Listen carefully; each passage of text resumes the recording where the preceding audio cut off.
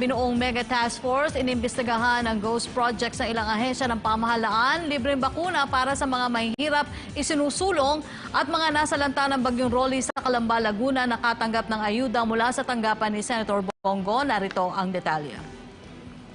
Kasama sa mga iimbestigahan ng Binuong Mega Task Force ang mga napapaulat na mga ghost project ng Department of Public Works and Highways.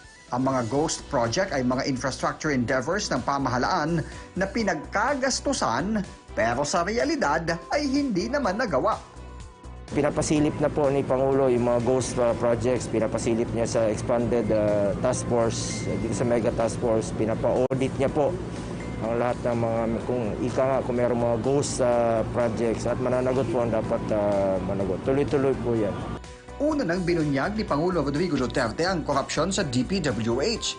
Dahilan para bumuo si Secretary Mark Villar ng Fact-Finding Task Force, bagay na pinuri ni Senador Go. Ayon sa mambabatas, responsibilidad ng mga opisyal ng bawat ahensya ng pamahalaan na linisin sa korupsyon ang kani-kanilang bakuran at huwag nang hintayin si Pangulong Duterte pa ang magwalis sa mga bulok na opisyal ng gobyerno. Tiniyak ng Senate Committee on Health na prioridad ang mga mahihirap at nasa vulnerable sector ng lipunan kapag nariyan ng bakuna kontra COVID-19.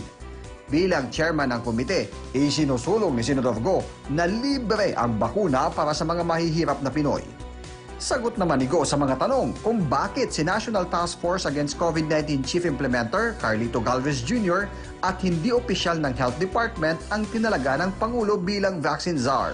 Tiwalaan niya ang Pangulo sa kakayahan ni Secretary Galvez sa logistics, supply chain at crisis management.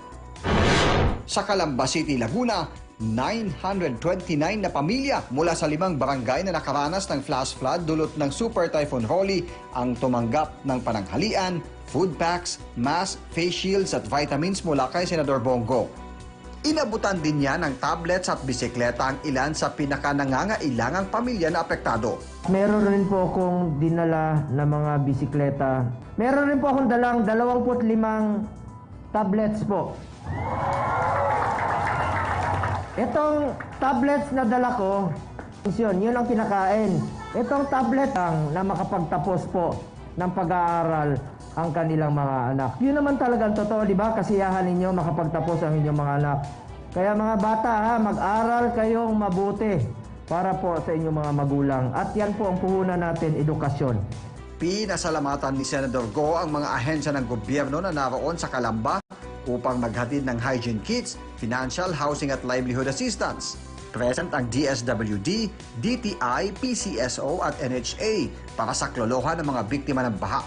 Aniya, importanteng magbayanihan ang lahat ng ahensya ng gobyerno para mas maging mabilis, maaasahan at maayos ang serbisyo sa taong bayan sa panahon ng krisis. Importante po yun, yung coordination between different departments, for example, DSWD, mga DTI at different national agencies para mabilis kaagad yung pagbibigay ng tulong, magiging well-coordinated po yung pagdadala ng tulong kagad sa mga kababayan natin. Kasi tuloy-tuloy po itong nangyayari. Hindi natin na alam kung kailan darating yung bagyo o lindol o pagputok ng bulkan. Dapat handa ang ating mga national government agencies.